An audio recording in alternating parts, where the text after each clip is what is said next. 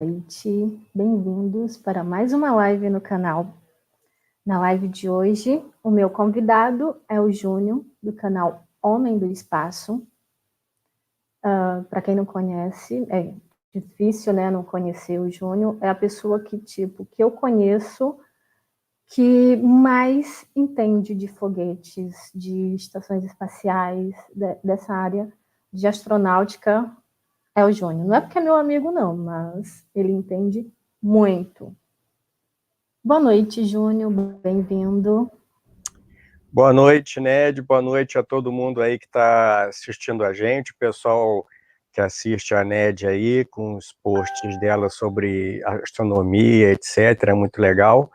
E eu estou aqui para apresentar, para quem não conhece, o meu canal no YouTube, canal do Homem do Espaço, a página no Face e o Twitter também do Homem do Espaço, e aí para conversar um pouquinho com vocês aí, até falando aí dos trabalhos que eu faço na área.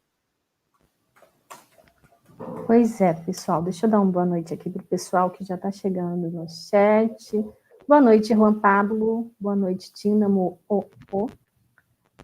Rogério Coutinho, boa noite. Muito bem-vindos. Boa noite a todos.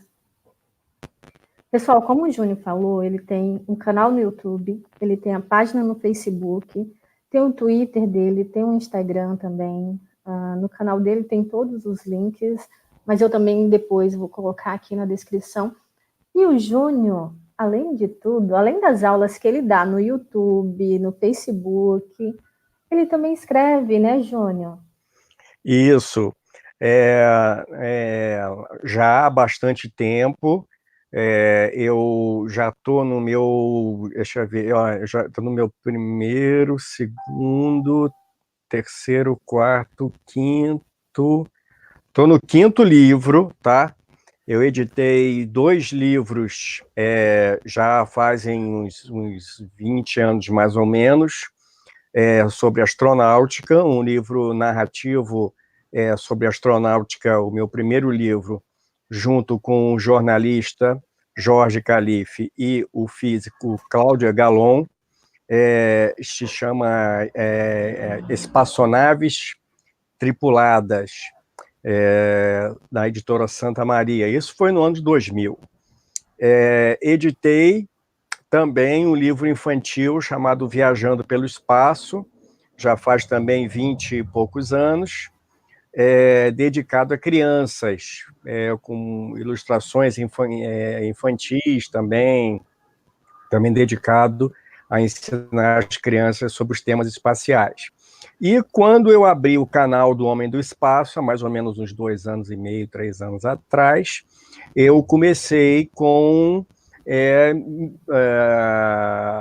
as minhas incursões em gráfica rápida, eu mesmo fazendo todo o trabalho, e a equipe inicialmente do Homem do Espaço fazendo o trabalho de uma nova biblioteca espacial brasileira, a Biblioteca do Homem do Espaço. Então, eu estou no terceiro livro dessa fase, digamos assim, essa fase mais profissional do homem como homem do espaço, com a marca Homem do Espaço. Então, o terceiro livro. Nessa, digamos, Biblioteca Espacial Brasileira, eu comecei com um livro chamado Naves Tripuladas, Naves Espaciais Tripuladas, que já está aí na 7ª edição, já vendeu muito bem, já lancei faz uns 2 anos, mais ou menos, se não me falha a memória.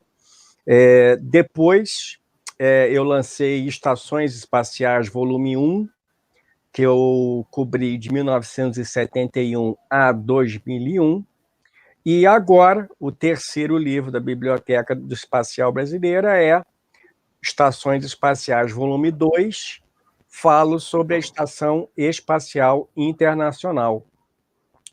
Porque, Ned, tem um negócio, nos meus vídeos no canal do Homem do Espaço no YouTube, eu vou pontuando alguns assuntos. Eu pontuo uma nave, a nave tal, pontuo o satélite tal, o foguete tal, o tipo de espaçonave, o tipo de satélite, etc.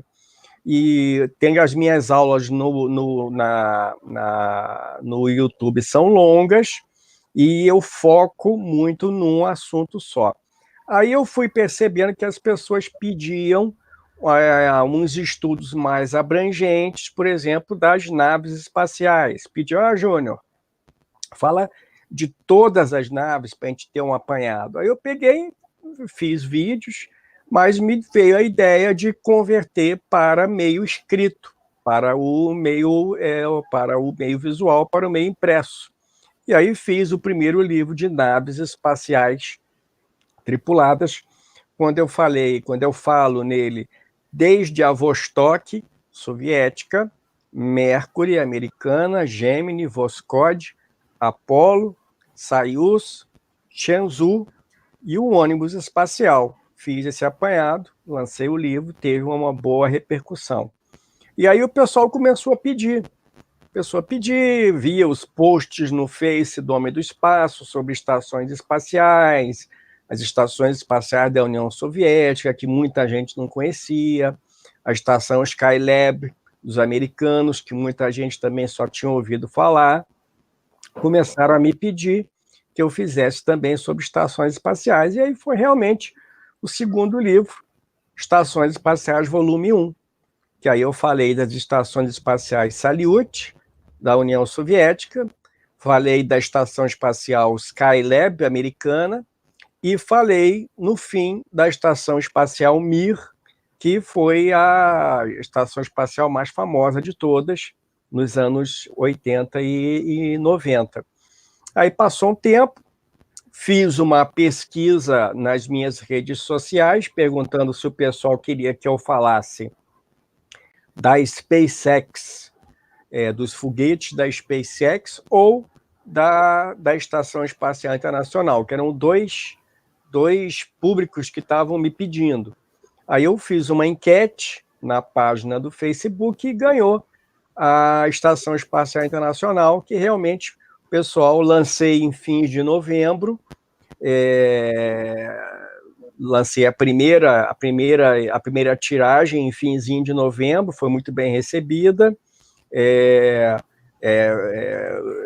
Contei com a colaboração da Rafa, que é designer gráfico, até um beijo para ela, que foi a Rafa Martini, que fez o design gráfico da obra, uma coisa mais limpa, mais bem acabada, e a segunda tiragem em dezembro, que eu também já mandei para o pessoal, e eu estou na terceira para a quarta tiragem desse volume 2 agora em janeiro, só sobre a Estação Espacial Internacional. O Pedro, ele falou, eu gostaria de comprar esse livro, e ele pergunta se você fala o funcionamento dos propulsores. Olha, eu falo... Bom, os propulsores da Estação Espacial Internacional, eu posso dar uma dica, você vai ter muito mais informação lá, mas ela, principalmente, o que é responsável pela propulsão da Estação Espacial Internacional é o módulo de serviço, os Zvezda. Então, o Zvezda ele tem uma instalação combinada, unificada de propulsão, que é um grupo de motores principalmente responsável pelo controle propulsivo da estação espacial. Eu falo dos outros modos de conservação de atitude da estação espacial, com as suas rodas de reação e etc., e descrevo, sim, especialmente a parte propulsiva, que mais interessa, que é a parte do Zvezda, que é o que é responsável com a sua ODU pelos pulsos de controle de correção de órbita. A estação espacial também recebe impulsos de naves espaciais que se acoplam a ela, também a gente não pode esquecer disso. E isso não é uma novidade, as estações espaciais, desde a Salyut, soviética dos anos 70 tinham seus próprios motores, mas também recebia o impulso de naves espaciais que estivessem acopladas a elas, tá? Então, assim, tem uma descrição desse aspecto, sim. No livro, eu descrevo todos os módulos pressurizados e os componentes não pressurizados da estação espacial. Então, são 247 páginas, eu acho.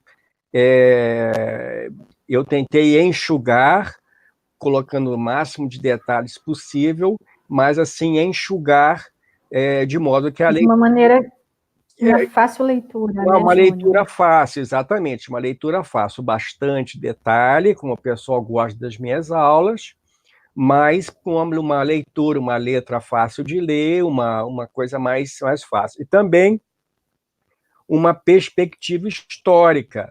Eu conto em linhas gerais como os módulos foram sendo montados, e antes disso, eu dou uma prévia do que foi a história do surgimento da Estação Espacial Internacional. Então, eu falo um pouco das primeiras estações espaciais, bem pouco só para introduzir, e falo de todo o ambiente que fim dos anos 80, início dos anos 90, meados dos anos 90, com os projetos da Estação Espacial Americana, que no começo iria se chamar Freedom, e da Estação Espacial Soviética, que tinham vários projetos concorrentes, MKBTS, OTSETs, Mir-2, etc.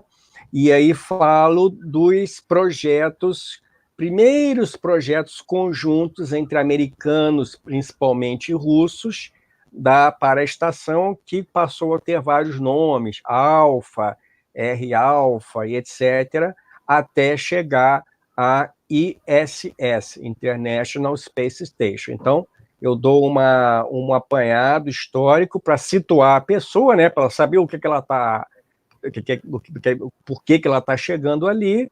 E aí, inclusive, uma coisa que a gente percebeu, né, Júnior, é que tem pessoas que começaram a ver sobre o assunto agora há pouco tempo, né? Então, os livros do Júnior é para quem, tipo, faz aquelas perguntas, esse volta e não sei o quê, e com os livros que o Júnior tem, você consegue entender tudo. São muito bons. Eu tenho o Naves. Naves espaciais.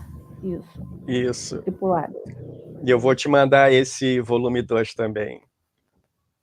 O Fagner Alves mandou um superchat de R$2, comentou, abraços Júnior, #amamos a NED. Obrigada, Fagner. Beijos. Legal. E ele mandou outro, e com uma pergunta para você.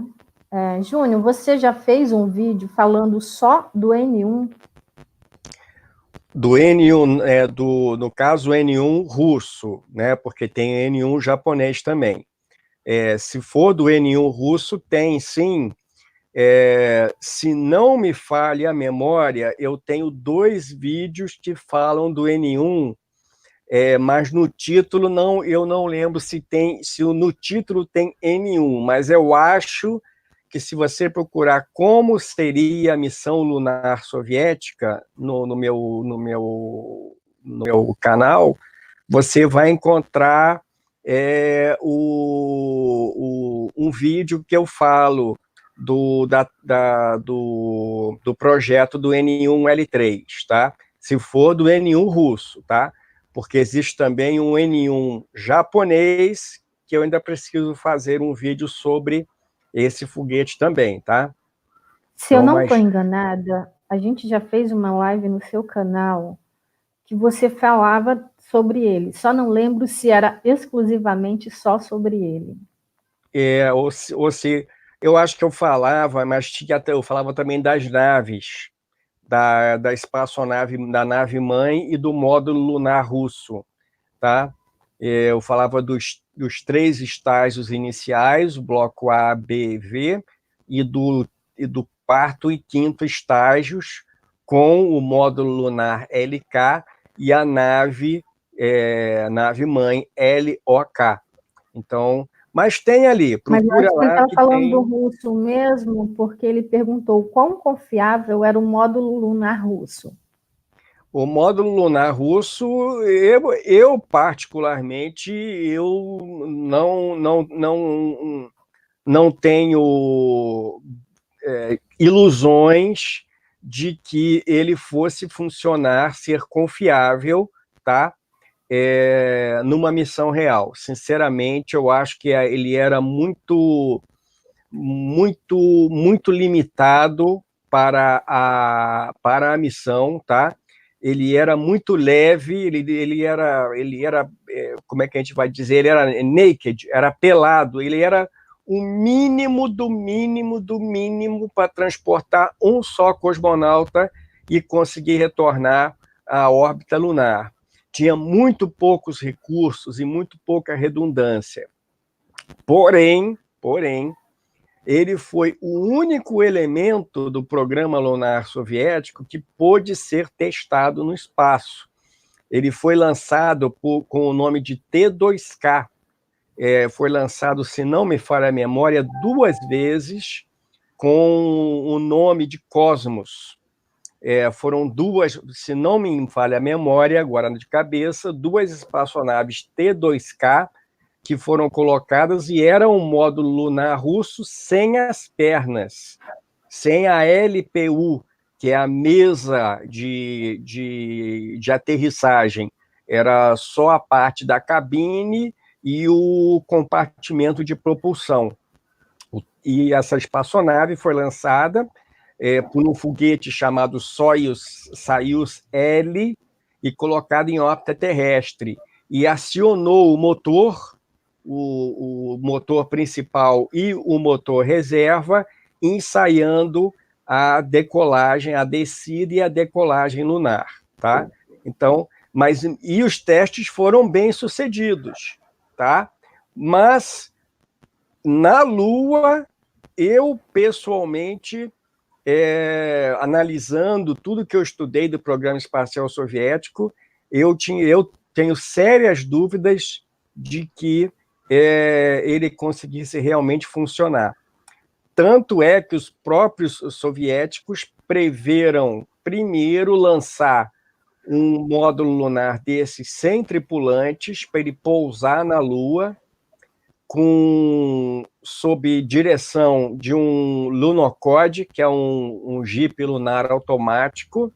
Esse Lunokhod iria fazer umas fotografias em torno desse módulo para aí sim lançar um outro N1 com um outro módulo lunar e uma tripulação, para caso desse algum problema no módulo lunar, digamos, oficial, o cosmonauta pudesse usar o outro módulo lunar reserva já pousado na Lua. Esse era um dos primeiros cenários descritos, né?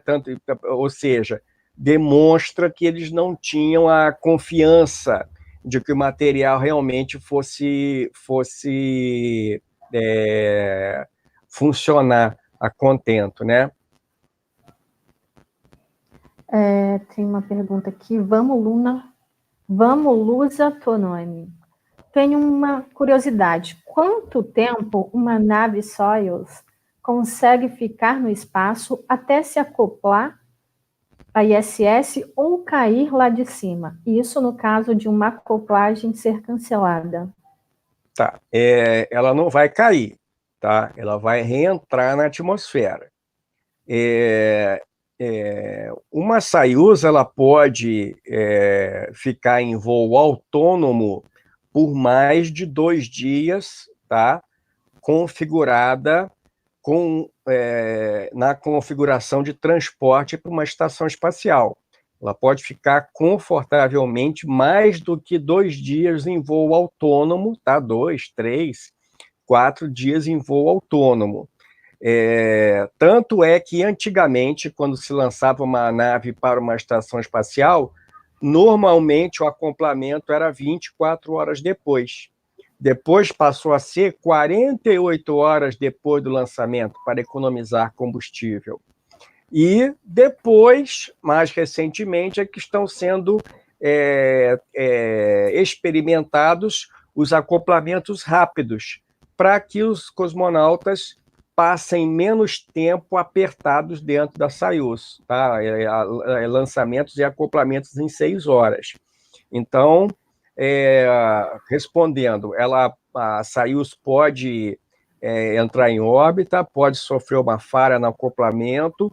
Normalmente, na primeira ou segunda passagens que ela faz sobre o ponto ótimo de acionamento do motor do retrofoguete para descer no território da Ásia Central, no primeira ou segunda oportunidade, ela vai reentrar.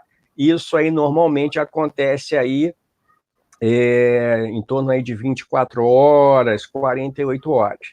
Então, existe uma previsão para caso não haja o acoplamento, algum problema, a nave ela tenha os modos de retornar à Terra em determinadas horas do dia, de determinadas passagens.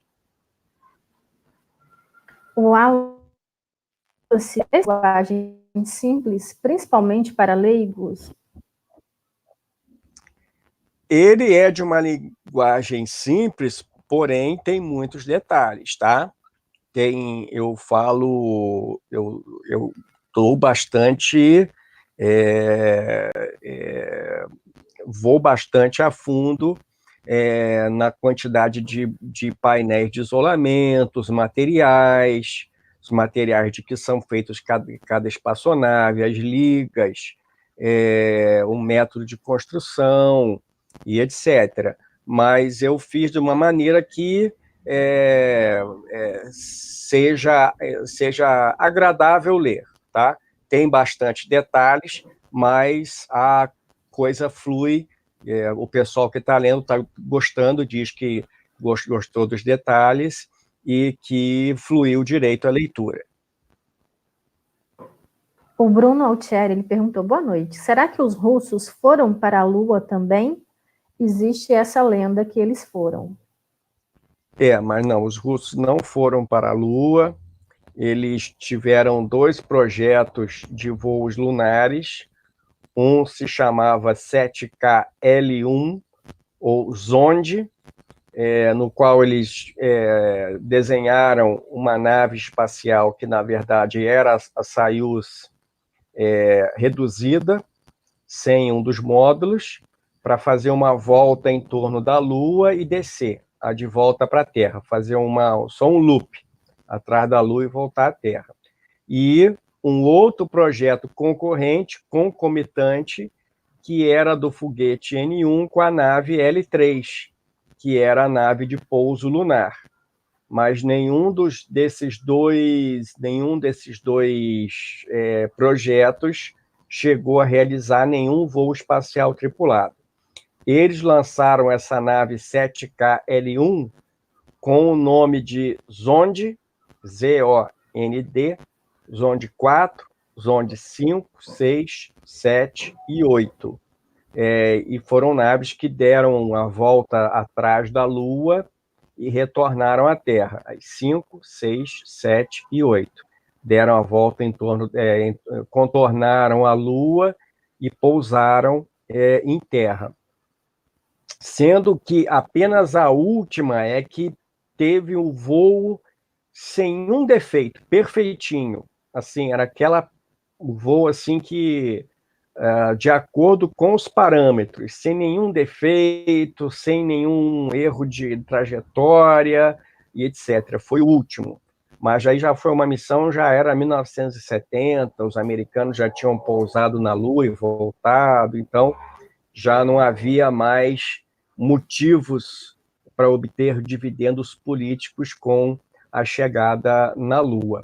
os soviéticos chegaram a projetar uma base lunar para ser colocada a partir de 1974, 75, ou seja, voltar à Lua mas com uma base lunar.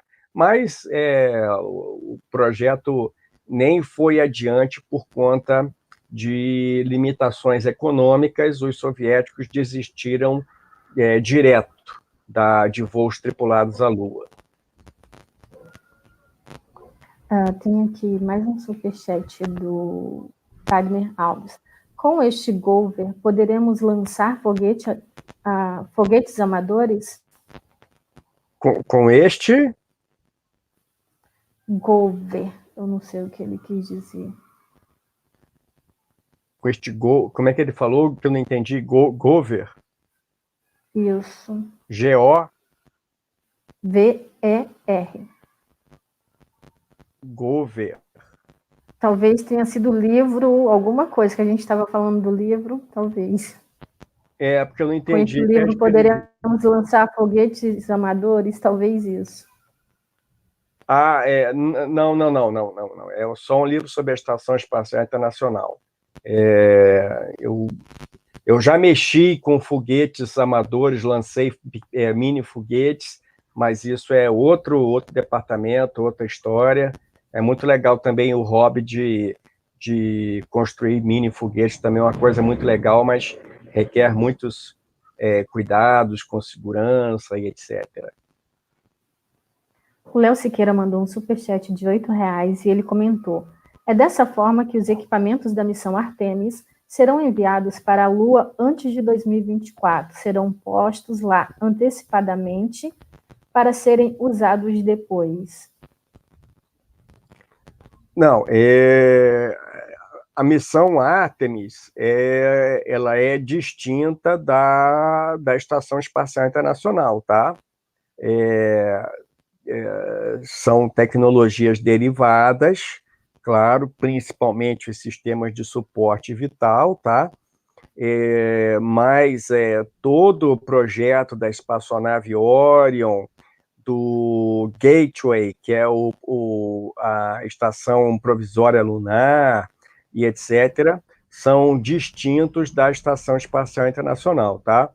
E isso ainda depende do desenvolvimento do foguete transportador SLS, Space Launch System, cujo estágio central core já foi apresentado, tá? Até tem várias fotos do core na barca sendo apresentado e já equipado com os motores, já passando aí por revisões, etc. Tá? Então, mas o projeto Artemis, ele ainda está sendo visto com certa incredulidade por parte de grande parte do público, justamente pelo alto custo, tá, do SLS, que está com um custo Júnior, absurdo. Na tua opinião, tu acha que vai em 2024? Eu, sinceramente, eu não acredito, tá? Eu, sinceramente, eu não também acredito. Não acredito. Eu espero que sim, mas eu não acredito. Eu, sinceramente, em 2024, não. Acho que vai adiar. Não acredito. Não acredito também que a nave do Elon Musk também, tá? Nessa semana nós tivemos o anúncio do japonês. Tá procurando uma namorada, né? Eu querendo ir para a Lua e o cara procurando uma namorada. Aí, que casal perfeito. Que é uma namorada para ir para a Lua. E, sinceramente, eu não confio nos deadlines, nos prazos que a SpaceX coloca, tá? Eu acho que a coisa está sendo feita do modo bem pausado, de um modo bem responsável, certo? Eles estão fazendo testes, mas eu, sinceramente, não acredito aí que eles vão colocar uma Starship. Eu vou me surpreender se eles fizerem um voo esse ano com a Starship, se fizerem uma decolagem esse ano com uma espaçonave daquelas, tá? Acho muito apressado. Basta lembrar que o Falcon Heavy estava sendo prometido fez 10 anos de promessa de Falcon Heavy. E nesse meio tempo... já tinha até esquecido. E ele mudou de design várias vezes. Então, eu particularmente não acredito. O Fagner Alves pergunta se o grafeno, em termos de construção, ajudará a revolucionar bem as estações espaciais. O grafeno, qualquer tipo de material novo que possa, uma vez testado exaustivamente, com amostras, seja exposto às condições do espaço, seja trazido de volta à Terra para ser analisado, seja utilizado em protótipos primeiro, seja exaustivamente testado, todo material novo ele é bem-vindo na indústria espacial, que, aliás, é uma das introdutoras de novos materiais no cotidiano da humanidade. O Márcio José, ele pergunta se a China dominará o espaço em um futuro próximo. A China é o seguinte, a China ela tem um programa espacial muito ativo, ela tem grandes ambições no espaço, só que ela não tem absolutamente pressa nenhuma. A China começou o seu projeto de naves espaciais tripuladas, o seu projeto seriamente, em 1992, o projeto 921, e levou 7 anos para lançar o primeiro protótipo da sua nave tripulada. E depois ainda levou mais 4 anos para lançar a primeira espaçonave tripulada realmente, que é a Tianzhou 5. E os voos chineses são assim, de ano em ano, lança uma, ano que vem lança outra, no outro ano, às vezes passa 2 anos. Então, o método e o passo chinês é muito lento. A estação espacial chinesa deve começar a ser montada no fim desse ano, ou 2021. Teremos aí alguns atrasos nela, e voos lunares e etc. também estão aí mais para frente, tá? Então, eu não acho que a China vá dominar especificamente o espaço, não. Eu acho que a gente vai ter um crescimento muito grande de empresas comerciais, mas eu acho que o passo ainda também vai ser lento, tá? Eu acho que a gente ainda vai ficar com a estação espacial mais alguns anos, e com os voos concentrados na estação espacial durante mais alguns anos. E a China vai ter a sua própria estação espacial, mas num ritmo bem lento. O Jonas Camalhonte, ele pergunta: parou no tempo ou se atualizou nos últimos anos? A Soyuz ela foi atualizada, sofreu várias modificações, tá? Na verdade, só a parte externa da nave, a forma geral externa é a mesma de 1966, mas toda a instrumentação, o layout interno, a configuração, etc., ela foi sofrendo modificações durante todos esses anos. Só que ela chegou a um limite, tá? Chegou a um limite máximo de modificações que podem ser feitas no design, que é limitado pelo tamanho, tá? Limitado pelo tamanho. Então, a atual versão, a versão MS, a versão modificada, né? A versão mais recente, ela teve a introdução aí há uns 2 ou 3 anos atrás. Nós tivemos vários modelos de Soyuz, pelo menos 7 modelos diferentes. E é uma nave bastante versátil, que ela pode ser montada de acordo com a missão. Mas quando ela passou a ser utilizada principalmente como vetor de transporte, nave de transporte para estações espaciais, o desenvolvimento ficou focado mesmo nela como transporte. Só para ela transportar, ela ficar 2 dias para chegar na estação, ficar acoplada, desligada e depois ser religada e voltar à Terra. Então, ela chegou ao limite e os russos estão já há uns 10 anos prometendo a substituta da Soyuz, que se chamaria Federatia, e agora o nome já trocou para Oriel.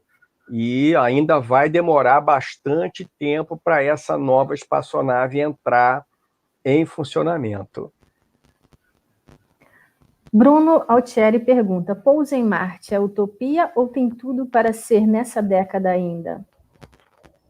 Pouso em Marte só não tripulado, tá? Eu acho que a pergunta dele é tripulado. Porque... eu sinceramente, eu torço para que possa haver um pouso tripulado nesta década, tá? Em Marte. Mas a coisa não é fácil, tá? Eu acho o projeto, por exemplo, da SpaceX muito fantasioso, coisa de ficção científica, a coisa está muito na utopia e ainda falta uma boa base tecnológica para a realização de uma missão como essa, tá? Se fosse nos anos 70, com o mesmo espírito de competição entre a União Soviética e os Estados Unidos, eu acho que nos anos 80 teria havido uma missão tripulada para Marte. Se houvesse o ímpeto, que é uma coisa que eu não vejo que existe hoje, um ímpeto nacional de se enviar uma nave a Marte, que os russos, nos anos 70, também chegaram a cogitar, pular a Lua e lançar uma nave ATMK, lançar uma nave Aelita em direção a Marte. Mas aí também, condição econômica, já não tinha mais condição, não havia mais clima para uma missão espacial marciana, né? Então, eu acho que perdeu-se uma oportunidade de missões a Marte naquela época.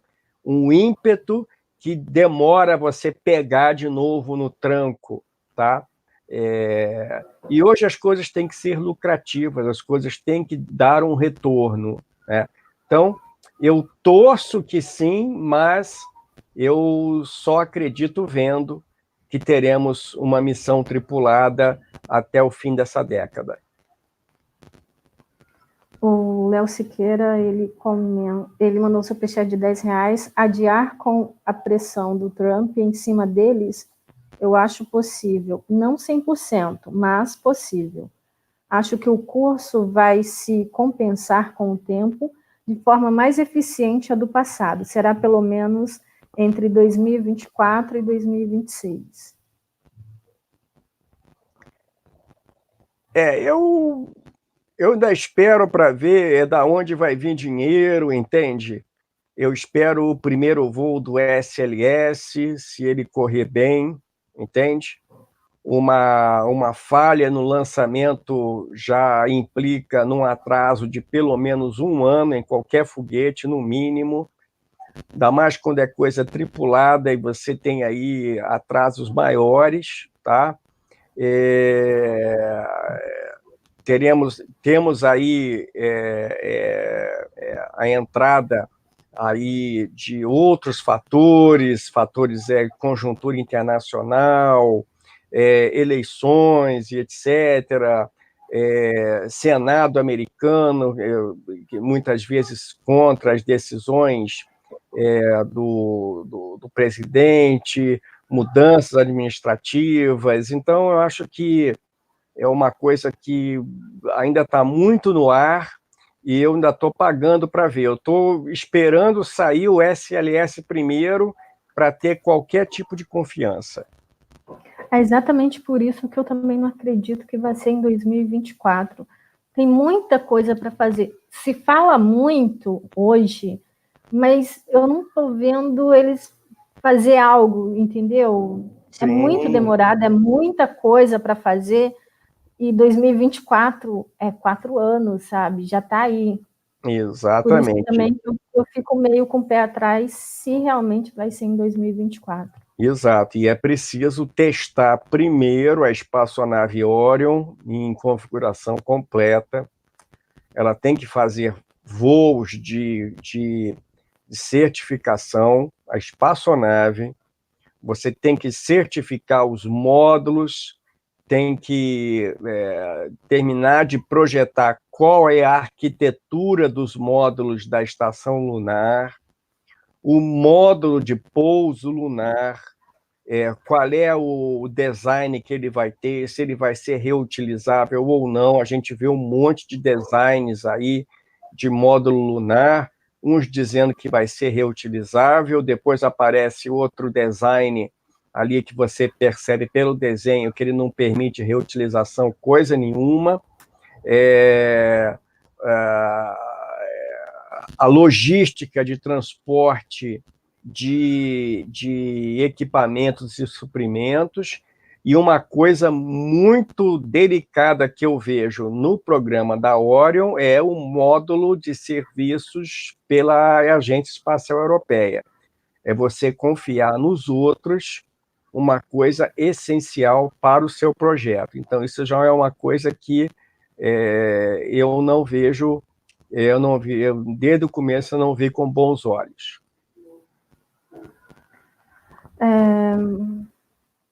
Tem mais perguntas?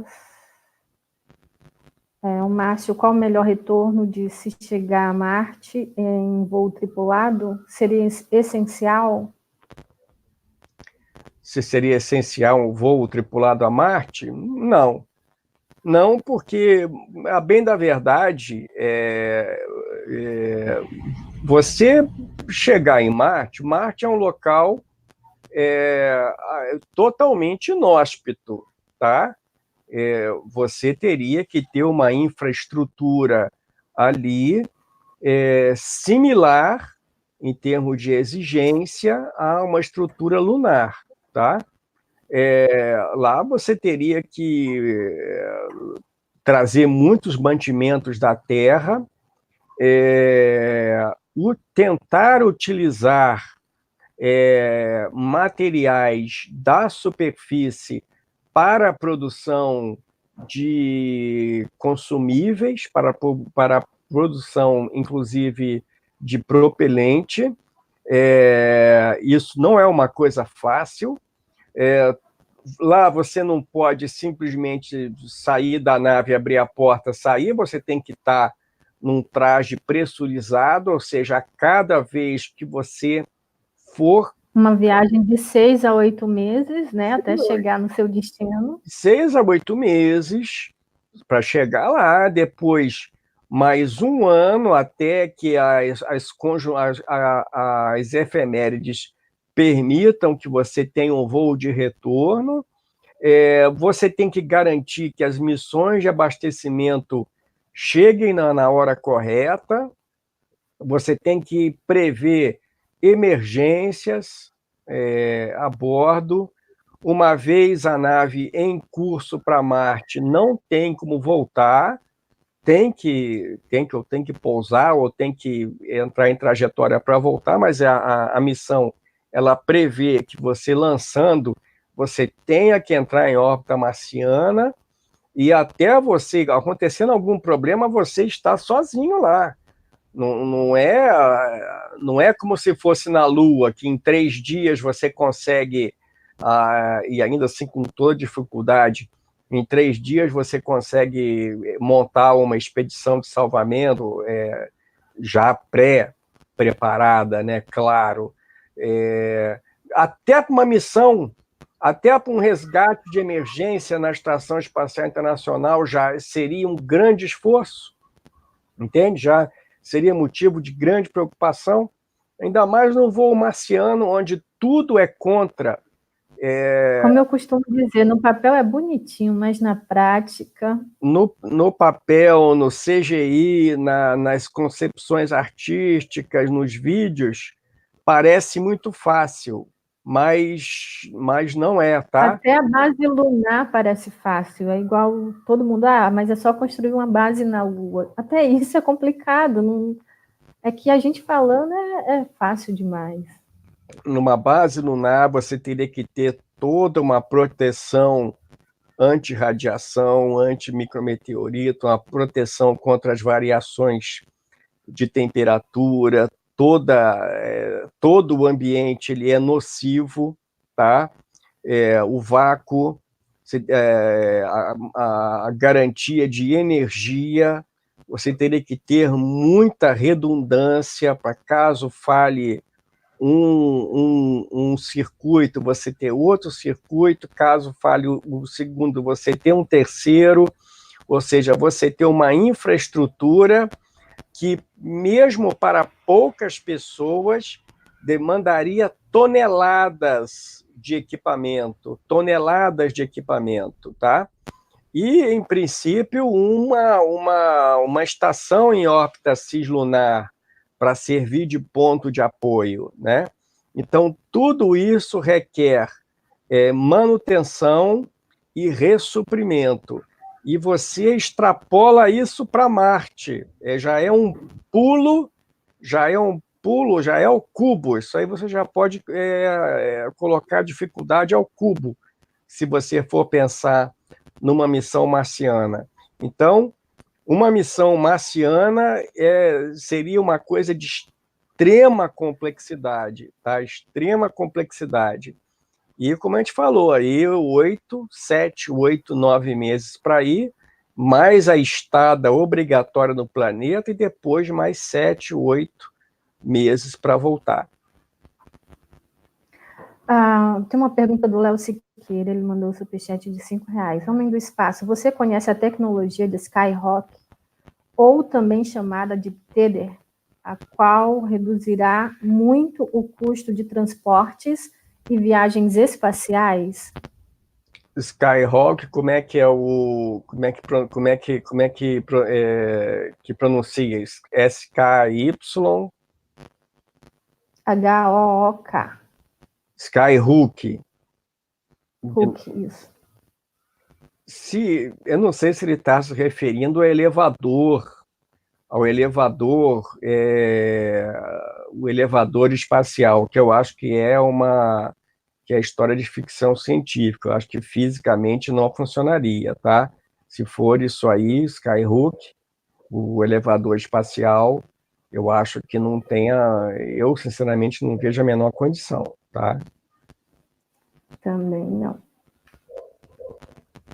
Bom, tem mais pergunta. Pessoal, eu tinha combinado com o Júnior, porque o tempo do Júnior é bem corrido. Eu tive que ligar para a NASA para conseguir um tempinho com ele, tá? Para fazer live com vocês.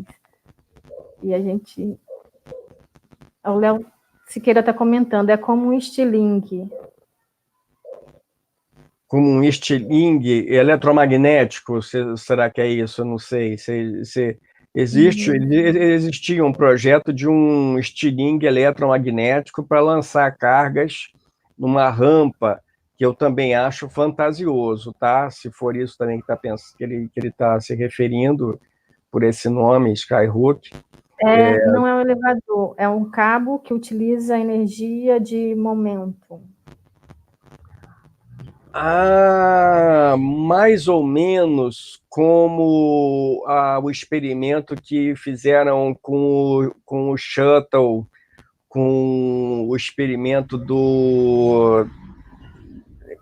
Era um satélite cativo que era solto num cabo metálico, e esse cabo ele era tanto utilizado para manobras como para geração de energia.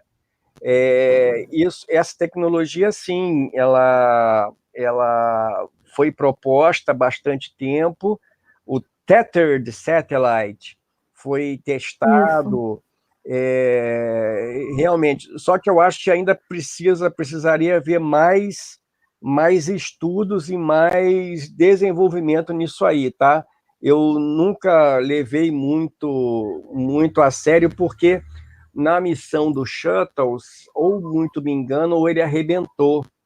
E era um satélite esférico com uma haste, e ele foi sendo descarregado, a carretilha foi estendendo, e ele produziria energia e também proveria manobras. E essa ideia é uma ideia antiga, tá? Desde os voos da Gemini, quando eles amarraram um cabo entre a Gemini e o satélite Agena para estudos de gravidade artificial, foi também, na época, já foram lançando essas ideias de utilização para energia e controle de órbita também, tá? Mas eu não, confesso que não me atraiu muito esse assunto para estudar, não. Mas é uma coisa a ser estudada, sim. Vou até ler mais sobre isso. Bom, falei 40, a gente já está em 50, mas muito obrigada, Júnior, pela tua presença. Muito obrigada mesmo. Pode falar aí com o pessoal. Beleza, Nédia, obrigado pela oportunidade de eu estar falando aí para vocês. Eu creio que quem se interessar aí usa o link, tá? Depois a Nédia coloca o link aí na descrição para vocês. Estou colocando no chat, mas depois eu vou colocar na descrição, tá, pessoal? Isso, o prazo de impressão é 15 dias e o correio normalmente leva 15 dias para entregar, tá?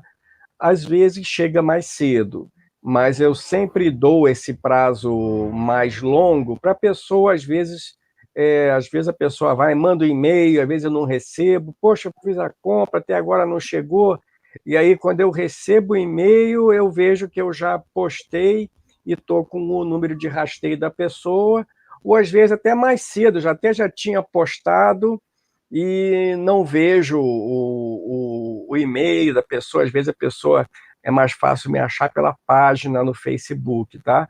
Mas, em princípio, pessoal, vou até contar um segredo para vocês. Se vocês quiserem um livro autografado, vocês compram, manda um recado para ele, ou por e-mail, ou na página, que ele autografa antes de enviar, tá? Isso, é melhor na página, para eu não esquecer, porque às vezes a pessoa vai... Até teve um que eu fui louco, eu acho que mandei autografado para a pessoa errada. Já aconteceu isso, de tão doido que eu estava. Mas eu vou tentar que isso não aconteça de novo, tá? Mas aí fica aí, gente, o convite para vocês seguirem a página do Homem do Espaço no Facebook, a página oficial, o grupo do Homem do Espaço no Facebook, também tem grupo, e o grupo Notícias de Astronáutica, que também é do Homem do Espaço, tudo no Facebook, tá? Para entrar no grupo, tem que responder uma pergunta. Você está ciente que não é para postar nada de astronomia, nem piada, nem brincadeira, nem não sei o quê, porque já existe comunidades, grupos de astronomia e de etc. Tem que dizer sim. Se não botar sim, eu não aceito, porque o pessoal estava botando pegadinha, coisas de astronomia que já tem um monte de gente, como, por exemplo, a NED, já fala de astronomia. Então, o negócio do Homem do Espaço é foguetes e satélites. Então, é mais específico. Então, é para a pessoa que só quer saber de foguete e de satélite. É isso, Ned. Tá bom, Júnior, muito obrigada. Eu quero agradecer também a presença de todos vocês que estiveram aqui. Eu vou tentar falar o nome de alguns de vocês. Quero agradecer também os meus apoiadores. Pessoal, também tem o botão do Seja Membro. Se você quiser apoiar o canal, só clicar. R$ 7,99 você apoia, Ned. E boa noite a todos. Muito obrigada. Juan Pablo, Pedro, Ed Campelo, deixa eu ver, Laboratório Filmes, Léo Siqueira, muito obrigada, Janderson, deixa eu ver, gente, estou meio perdidinha aqui, achei, Werner Assis, Márcio, Joy, tem bastante gente. Muito obrigada pela presença de todos.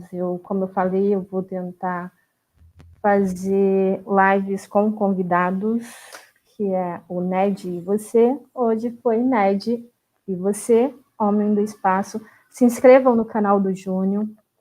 Depois eu vou colocar, eu acho que eu coloquei na descrição só do canal. Vou colocar o canal do YouTube, a página no Facebook, vou colocar o link para vocês comprarem os livros, o link da loja. O Júnior também tem uma loja que ele vende réplicas de foguetes, tá? Que é bem legal também. Depois eu vou colocar todos os links, vocês entram, que eu acredito que vocês vão gostar bastante. Se vocês tiverem mais dúvidas, vocês podem perguntar no grupo, como o Júnior comentou, mas o grupo é específico para foguetes e satélites. Se quiser saber o combustível, a proteção, eu esqueci até de perguntar para o Júnior se agora os ratos andam pilotando os foguetes. Não. Ratos não pilotam foguetes. Então é isso, pessoal. Uma boa noite a todos. Beijos e até a próxima live. Falou.